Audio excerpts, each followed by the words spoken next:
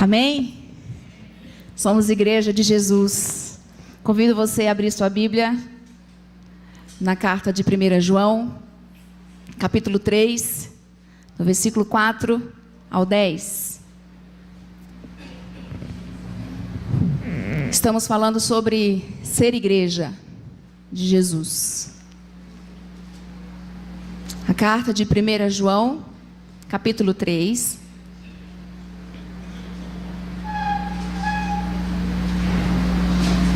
Do versículo 4 ao 10. Todos encontraram? Diz assim: todo aquele que vive habitualmente no pecado, também vive na rebeldia, pois o pecado é rebeldia. E bem sabeis que ele se manifestou para tirar os nossos pecados, e nele não há pecado. Todo o que permanece nele não vive pecando. Todo o que vive pecando não o viu nem o conhece. Filhinhos, ninguém vos engane. Quem pratica a justiça é justo, assim como ele é justo. Versículo 8. Quem comete pecado é do diabo, porque o diabo peca desde o princípio. Mas para isto se manifestou o Filho de Deus, para destruir as obras do diabo. Aquele que é nascido de Deus não peca habitualmente, porque a semente de Deus permanece nele e não pode continuar no pecado, porque é nascido de Deus. Nisto são manifestos os filhos de Deus e os filhos do diabo. Quem não pratica a justiça não é de Deus, e nem quem ama o seu irmão, e nem quem não ama o seu irmão. Amém?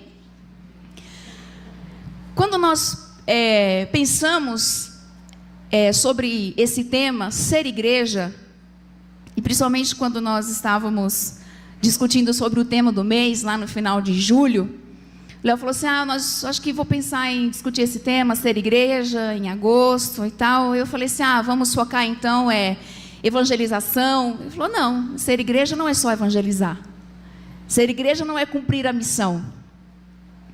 E geralmente quando pensamos em ser igreja, e eu já ouvi alguns comentários durante o mês, nesse mês estamos falando sobre missões. Não estamos falando sobre missões. Estamos falando sobre ser igreja. E ser igreja é cumprir também a missão. Ok? Porque cumprir a missão é o fazer, é aquilo que a igreja faz. Mas antes de fazer, nós precisamos ser. Tem um texto do Ariovaldo Ramos que eu achei muito bonito sobre o que é ser igreja, que eu trouxe aqui para nós lermos. Coloca aí para a gente. Diz assim, olha: igreja é um lugar ou comunidade onde o Pai se sente em casa, onde é adorado pelo que é e não pelo que pode, onde é obedecido de coração e não por constrangimento, onde o seu reino é manifesto no amor, na solidariedade, na fraternidade e serviço ao outro, onde o ser humano se perceba em casa e seja a casa de Deus e do outro, onde Jesus Cristo é o modelo, o desejo e o caminho, onde a graça é o ambiente, o perdão a base dos relacionamentos e o amor a sua cimentação, onde o Espírito Santo está alegre pela liberdade que desfruta para gerar e expressar a Cristo, onde ele vê os seus dons serem usados para edificar, provocar alegria e servir ao próximo, onde todos andam abraçados, onde a dor de um é a dor de todos, onde ninguém está só, onde todos têm acesso ao perdão, à cura de suas emoções, à amizade e a ser cada vez mais parecidos com Cristo, onde os pastores são apenas ovelhas exemplo e não dominadores dos que lhes foram confiados, onde os pastores são vistos como ovelhas líder e não como funcionários a serem explorados, onde não há gente nadando na riqueza enquanto outros se afundando na miséria, onde há equilíbrio, de modo que quem colheu demais não esteja acumulando e quem colheu de menos não esteja passando necessidades. Enfim, a comunidade do reino de Deus, onde aparece a humanidade que a Trindade sonhou, onde a cidade encontra paradigmas, onde o livro-texto é a Bíblia. Bonito esse texto, né? Ser igreja é tudo isso e mais um pouco, podemos dizer assim. Mas hoje nós vamos meditar nesse texto de João para entendermos o que é ser igreja. Não a nossa missão, não aquilo que devemos fazer, mas o que de fato é ser igreja. E diante desse texto, de tudo que nós ouvimos e entendemos da igreja, ser igreja é simplesmente ser e fazer o que Deus espera de nós. Ser igreja é simplesmente ser e fazer o que Deus espera de nós. Então, antes de nós cumprirmos a nossa missão como igreja, nós temos que ser igreja. E o que Deus espera de nós como igreja, é isso que nós vamos ver um pouco nesse texto. A Bíblia toda está repleta dessas afirmações, mas o apóstolo João tem algo para nos ensinar acerca desse texto. E o que Deus espera de nós nesse texto bíblico? A primeira coisa está nos versículos 4 ao 7. E é interessante que o apóstolo João, ele começa do versículo 4 ao 7, tendo algumas afirmações, e ele confirma isso com mais firmeza nos versículos 8 ao versículo 10. Nos capítulos anteriores, a primeira carta de João, ele coloca que nós devemos, como igreja, buscar um viver santo por causa da segunda vinda de Cristo. Ele reafirma isso no capítulo 2, versículo 28. Por causa da segunda vinda de Cristo, porque Ele vem buscar a sua igreja, nós devemos ter um viver santo, buscar a santificação. Mas o capítulo 3, ele afirma diferente. Nós devemos, como igreja, buscar um viver santo, porque Cristo veio. Nós estamos cercados dos dois lados. Se nós precisamos ter um viver santo, porque Cristo vem, precisamos ter um viver santo mais ainda, porque Cristo veio. Por causa do seu sacrifício para a nossa salvação. Então o que Deus espera de nós, como igreja, no versículo 4 ao versículo 7, é que como igreja não sejamos ilegais. O versículo 4 vai falar assim, que todo aquele que pratica o pecado transgride a lei. Nesse texto o apóstolo João está afirmando que a natureza do pecado é rebeldia. E essa lei que o apóstolo João está afirmando aqui nesse texto é a lei mosaica, é a lei de Moisés. Então ele está dizendo para a sua igreja, todo aquele que peca se torna rebelde e transgride a lei de Moisés. Ora, a lei de Moisés era o que regia Israel naquela época e também muitos cristãos. Se a lei de Moisés tinha muitos mandamentos a serem seguidos, leis a serem seguidas, e havia um grupo de falsos profetas falando que não precisava seguir aquelas leis, e João e os outros apóstolos vêm para afirmar que não, que nós precisamos sim seguir e ainda mais. Não apenas seguir aquelas leis, mas seguir o que Jesus ensinou e que Jesus deixou como lei, como mandamento para a nossa vida. Hoje, nós não seguimos a lei de Moisés, seguimos a lei de Cristo, os valores. Mas, se naquela época existiam os falsos profetas, dizendo que nós não precisamos seguir a lei, hoje nós temos o mundo. A liberação dos desejos, para que conter os nossos desejos? Nós podemos fazer o que nós quisermos, podemos extravasar os nossos desejos. É assim ou não é? Podemos extravasar os nossos desejos, podemos fazer tudo o que quisermos. Quer comprar, compra. Quer ficar com várias pessoas, fique. Quer trair, traia. Faça tudo o que quiser. Não guarde, não precisa conter os seus desejos. E toda vez que nós inferimos a lei de Cristo, nós damos desejos, nós fazemos aquilo que a nossa vontade quer, que o nosso desejo quer. Então esse texto em João está falando que Deus espera de nós, como igreja, que não sejamos ilegais. Por quê? Porque pecado é rebeldia, é se rebelar contra Deus. E pecado é ilegalidade diante de Deus. Toda vez que nós cometemos pecado, nos rebelamos contra Deus e estamos ilegais perante Deus. Aí um exemplo que eu lembrei foi, se alguém acima de 18 anos conduz um carro sem habilitação, ele está legal ou ele está ilegal? Ele está ilegal. Perante quem? Perante a sociedade, perante as leis que regem o nosso país. Porque ele está infringindo uma lei. A lei é que alguém não pode conduzir um carro sem habilitação.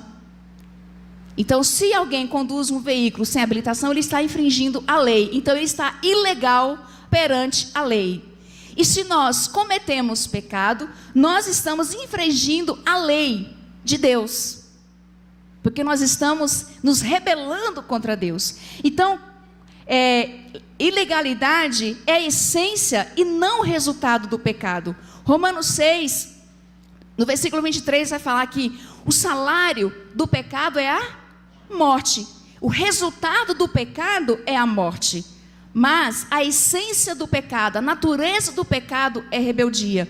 E é interessante notar que quando o apóstolo João fala que todo aquele que peca, está ilegal, comete pecado, é importante nós lembrarmos que pecar é diferente de viver em pecado.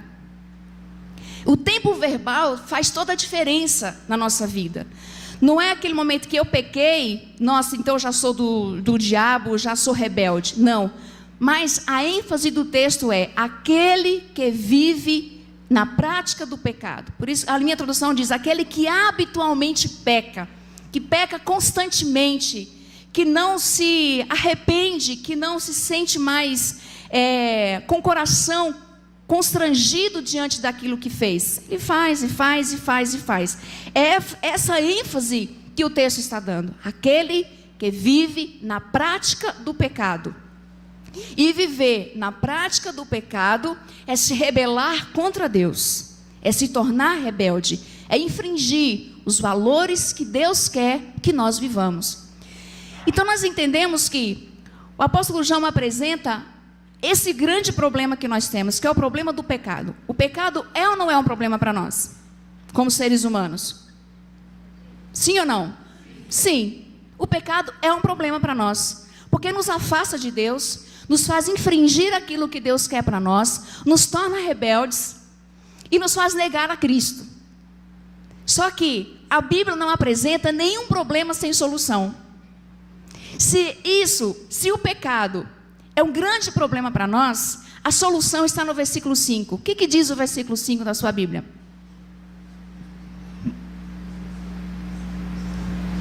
Pode ler alto. Versículo 5.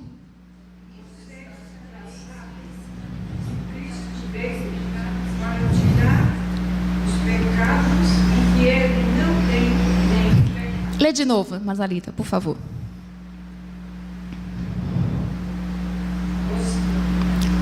Vocês já sabem que Cristo veio para tirar os pecados e que Ele não tem nenhum pecado. Qual que é o problema apresentado no versículo 4? Pecado, ok? Qual que é a solução no versículo 5? Cristo veio, Ele se manifestou para tirar o nosso pecado. Amém? Então o pecado não é mais um problema para a igreja de Jesus. Ser um problema agora não é mais, porque Cristo se manifesta. Ele se manifestou com seu sacrifício expiatório para tirar o nosso pecado. Essa é a solução. Este problema está resolvido.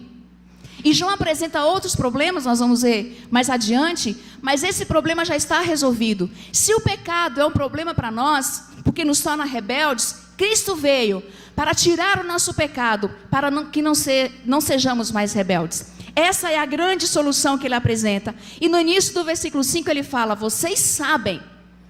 E na semana passada foi pregado e afirmado aqui com muita clareza a importância do conhecimento que nós precisamos ter acerca de Jesus. Porque se nós não conhecemos Jesus, se nós não temos consciência e noção do seu sacrifício, nós não seremos igreja de Jesus. Então é importante nós conhecermos de fato Jesus, o seu sacrifício, o que Ele fez por nós. E a maneira como Ele também se manifestará na sua segunda vinda. Então, queridos, se você não tem muita consciência, leia, estude, matricule, procure Jonas, estou lendo no final do culto. Matricule-se na EBM, faça cursos de Bíblia para que você entenda o que Jesus veio fazer. Qual o seu propósito nessa terra?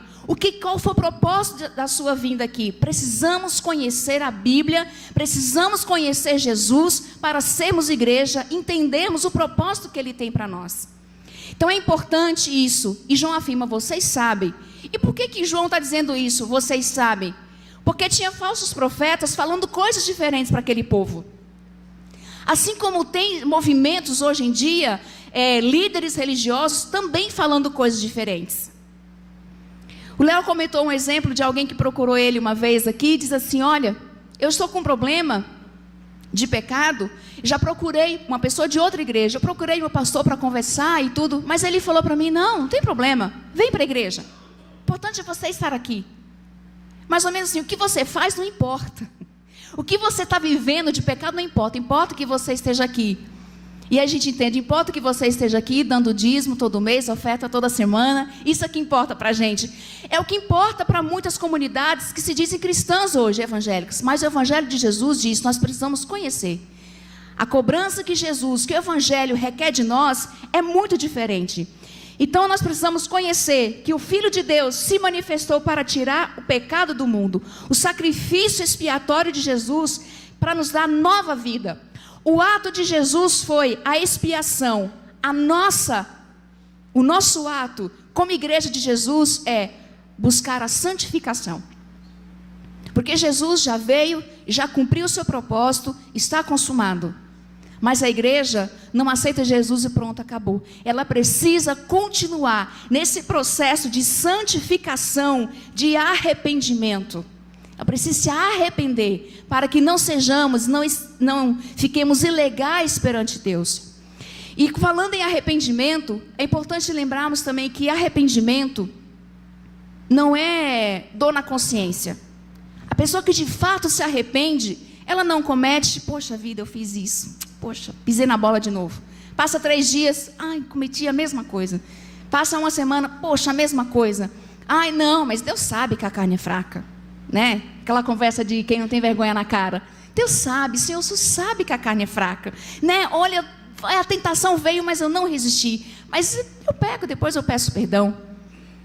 Essa prática não é arrependimento, porque arrependimento é metanoia, é mudança de mente, é o momento em que a nossa mente é assumida pela mente de Cristo. Nós assumimos a mente de Cristo no lugar da nossa mente. A minha vida não vai ser mais dirigida e regida pela minha cabeça, mas pela cabeça de Cristo. E isso é ser igreja de Jesus. É a mente de Cristo que dirige a minha vida, não é mais eu. O apóstolo Paulo dizia, não mais eu vivo, mas Cristo vive em mim. E se Ele vive em mim, Ele assume as rédeas, Ele assume o controle da minha vida. Então o pecado não me domina mais. E nós podemos dizer, eu não peco, mas de vez em quando eu perco o controle e aí eu cometo algum pecado. Ok, porque somos pecadores mesmo. Muitas vezes cometemos pecado, mas isso não pode ser recorrente. Isso não pode ser a cada dia, a cada semana.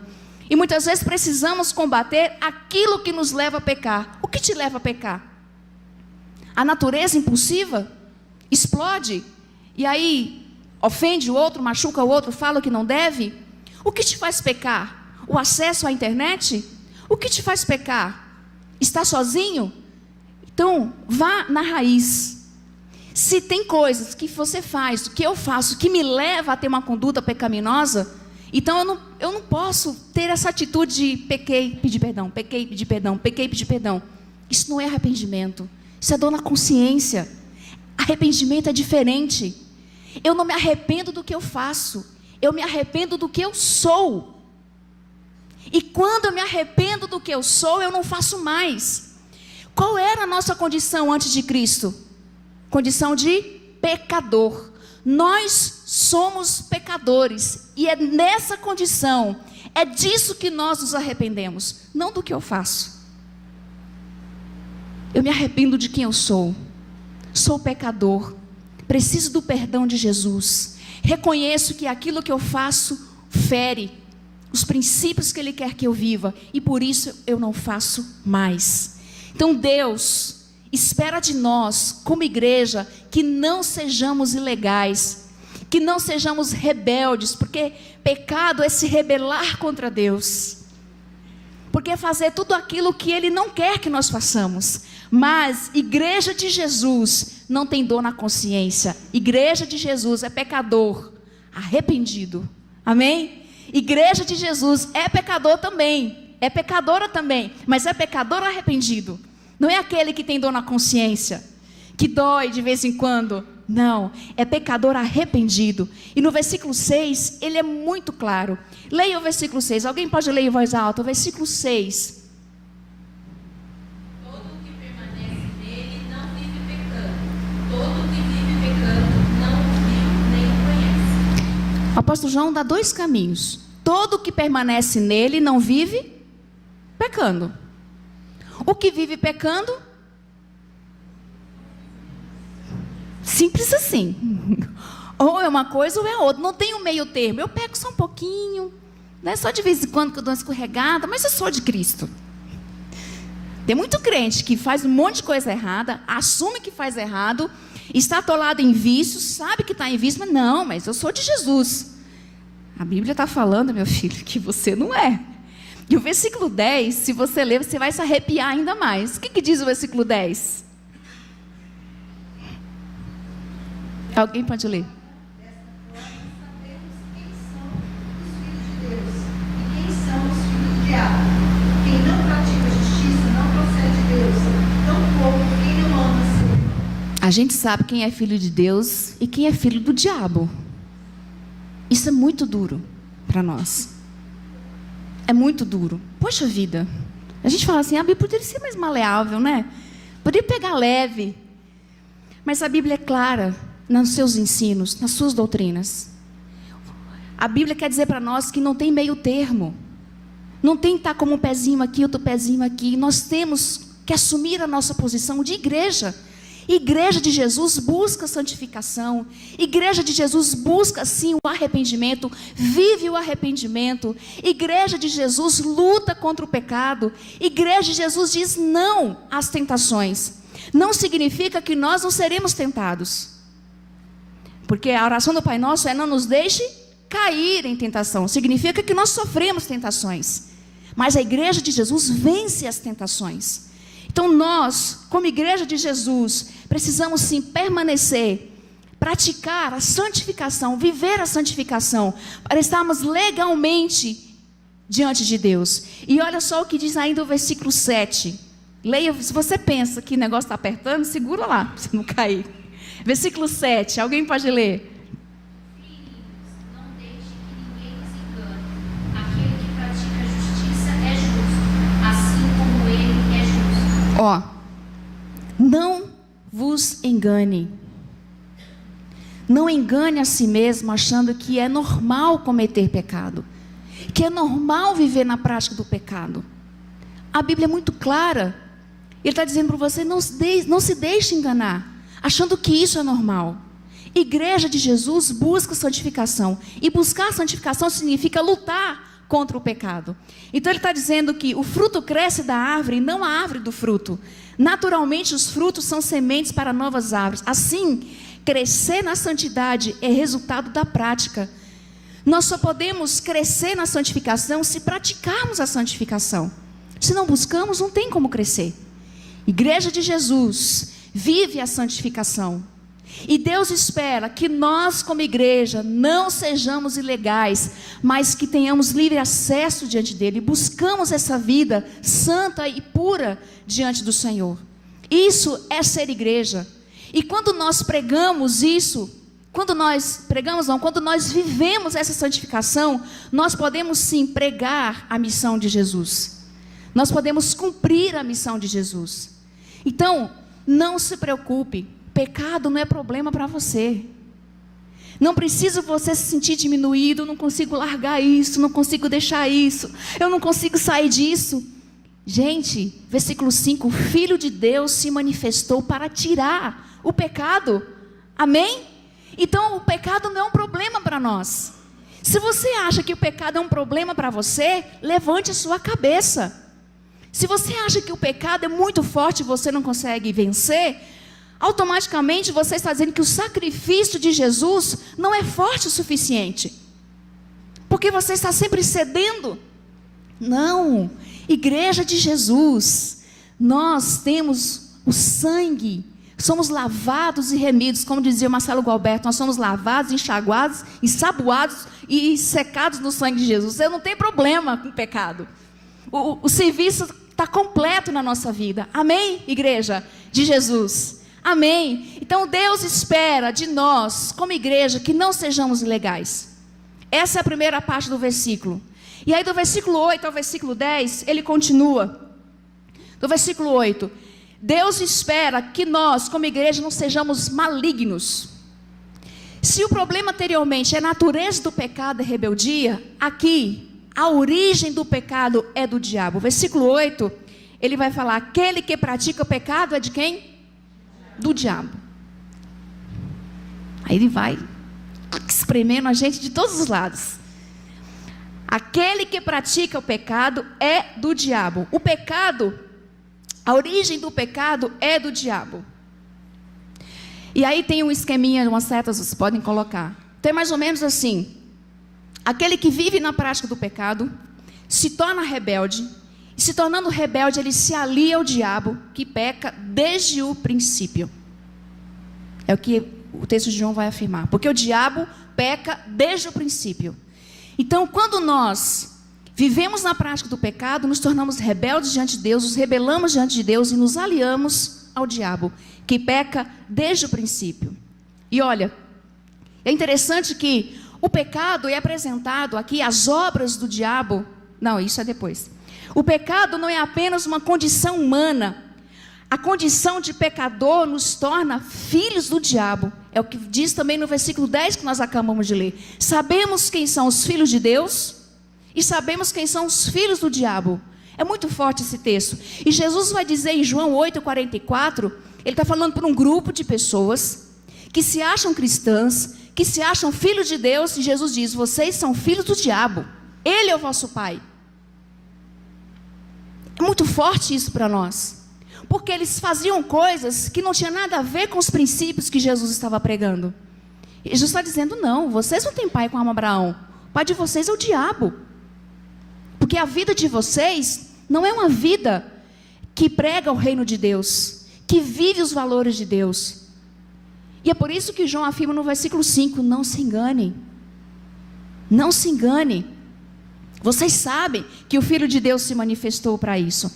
Então Deus pode ser pai de todos no âmbito físico, porque Ele é criador. Mas Deus não é pai de todos no âmbito espiritual. Tem gente que tem o diabo como pai, mas tem gente que tem Deus sim como pai. Quando vive uma vida de arrependimento, com uma vida benigna, que não se alia ao diabo. Então, se o diabo, se o capeta nos atenta e nos faz muitas vezes cair em tentação, isso é um grande problema para nós também, assim como a natureza do pecado que é a rebeldia. O diabo também é um problema para nós? Sim ou não? Sim, não, sim. Sim, gente, claro que é. É um grande baita de um problema. Só que a solução também está apresentada no versículo 8. Cristo se manifestou para destruir as obras do diabo. Amém?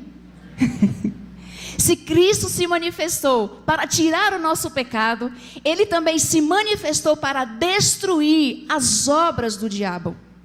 Então o diabo também não é problema.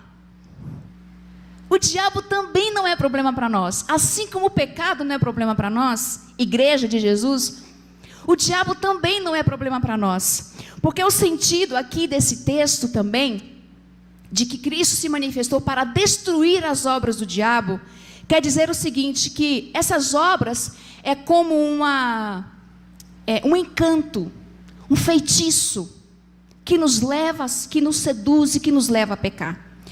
Porque Cristo não aniquilou, Ele não destruiu por completo as obras do diabo, porque o diabo continua maquinando mal, sim ou não? Sim, ele continua aí, ele continua fazendo coisas terríveis, ele continua induzindo pessoas, ele continua maquinando mal. Só que o poder de Cristo, Cristo se manifestou para destruir o poder desse encanto, dessas obras do diabo. Se antes ele seduz e você cai em tentação, agora em Cristo não. Quando ele lança a sedução, quando ele lança a tentação para você, ele diz assim, não funcionou não, tem alguma coisa com essa pessoa aqui. O que será que ele tem? Eu vi uma história uma vez de um cara que era um rapaz que era satânico, e ele acreditava que Satanás era o Deus mais superior e mais poderoso que existia. E aí um dia ele, conversando com um dos líderes da igreja satânica, passou uma pessoa e ele falou assim: vamos convidar aquela pessoa para participar do nosso encontro. Isso, os dois satânicos conversando. E ele disse assim: não, é melhor não mexer com aquele ali não. Ele falou assim: mas por quê? Não, porque o Deus dele é muito poderoso. Ele olhou assim e falou assim: mas eu achei que o diabo era o mais poderoso que existia. Não, não é não. Então eu não quero o diabo. Eu não quero servir Satanás. Se tem um Deus mais poderoso do que ele, então eu quero servir esse Deus mais poderoso. E ele se converteu. Então que Deus é esse que é mais poderoso do que o diabo? O Deus, o Senhor Jesus. Ele é mais poderoso do que o diabo, porque ele destrói todo o encanto que suas tentações vêm para nos destruir. Então é mais ou menos assim. Sabe aquele filminho de super-herói? Que tem os efeitos, que tem os poderes, e que sempre tem um que o poder do super-herói não atinge. Já ouviu essa historinha? Sempre tem alguém que o poder do super-herói não atinge e ele tem que encontrar outra maneira de atingir aquela pessoa. É mais ou menos isso. A igreja de Jesus, o poder, as obras do diabo não nos atinge. Amém? As obras do diabo não nos atingem. Porque nós não servimos um super-herói. Nós servimos um Deus que é majestoso, que é poderoso e que destrói todo o mal que o diabo tenta contra a nossa vida. Então o diabo não é problema para nós.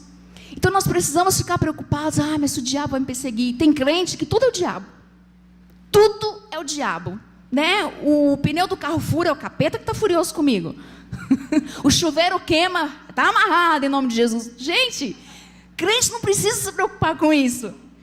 Amém? Você é a igreja de Jesus, você tem Jesus na sua vida, a sua casa vai ter quem? Jesus, é óbvio. Filipenses fala que nós estamos escondidos com Cristo em Deus. Não basta estar escondido com Cristo. Estamos escondidos com Cristo em Deus. Nenhum mal nos atinge. Amém? Nenhum mal nos atinge. Estamos nas regiões celestiais, nas alturas com Jesus. E o lugar do diabo é aonde? Debaixo dos nossos pés. É lá que é o lugar dele. Amém? Porque a igreja de Jesus vive nas alturas, escondido com Cristo em Deus. Então Cristo se manifestou para destruir as obras do diabo.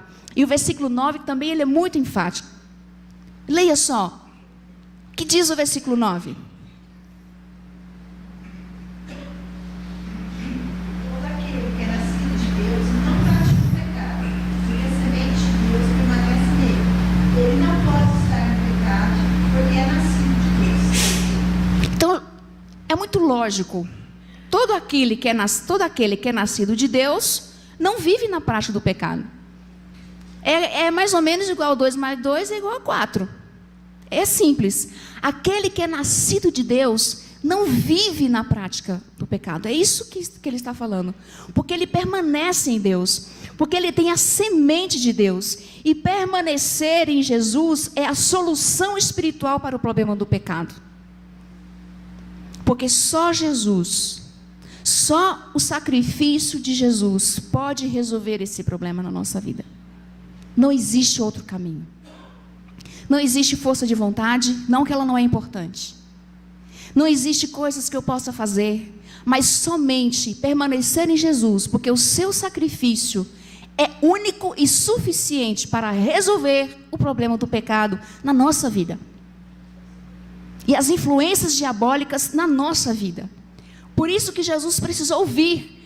Porque se o que eu fizesse, ou que eu falasse, ou algum lugar que eu fosse, pudesse resolver o problema, Cristo não precisaria morrer em meu lugar. Mas Ele veio, porque só o sacrifício de Jesus pode resolver o problema do pecado, mas quando eu permaneço nele, quando eu permaneço em Cristo. E o que significa permanecer em Cristo? Igreja, o que significa permanecer em Cristo? Buscar vida de santificação, de oração, de leitura da Bíblia, de vida em comunidade, de contar uns com os outros, de arrependimento, de ajuda. Então aquele negócio que eu sou crente, mas eu estou em qualquer lugar, não condiz com a Bíblia. Eu sou crente, mas eu não congrego com a igreja? Não condiz com a Bíblia. Eu sou crente, mas eu pratico coisa aqui, coisa errada ali? Também não condiz com a Bíblia.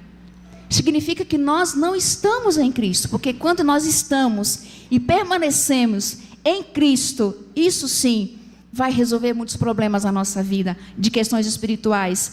E olha, a semente de Deus está nele, é a inseminação espiritual. Quando nós aceitamos a Cristo, nós recebemos a semente de Deus, que é o Espírito Santo, que faz gerar em nós um novo nascimento. Amém? E gera em nós a transformação. Gera em nós a santificação, porque só o Espírito nos ajuda nesse processo de santificação. Por isso que Paulo vai dizer, não apagueis o Espírito Santo. Porque se a gente apaga o Espírito Santo, nós não conseguimos viver esse processo de santificação e de vida no Espírito. Mas nós permanecemos em Cristo, Igreja de Jesus, e temos a semente de Deus em nós, porque nós somos nascidos de Deus. Porque o Espírito Santo está em nós e gera em nós esse novo nascimento. Então, Igreja de Jesus, vence o pecado. Igreja de Jesus, vence o maligno, vence o diabo. Então, esses dois problemas não é mais problema, já estão resolvidos. Não é mais problema para você, não é mais problema para mim. Amém? Porque a Igreja de Jesus tem a manifestação de Jesus que quebra, que tira o pecado e que quebra as obras do diabo. Então os nossos problemas, pelo menos nesse sentido, está resolvido. Amém? Por isso que nós cantamos aqui que somos igreja, e a igreja vem arrebentando com as portas do inferno, destruindo todo o mal. Nós temos que cantar isso mesmo, porque é isso ser igreja de Jesus. A igreja de Jesus não vive cabisbaixa, chorando, ai meu Deus. Não, a igreja de Jesus é vitoriosa. Nós somos vencedores? Não, nós somos mais. Nós somos mais que vencedores. Vencedor não é suficiente para a igreja de Jesus. Nós somos mais que vencedores. E nós podemos vencer tudo isso na nossa vida, tudo isso que nos aflige, que nos afronta.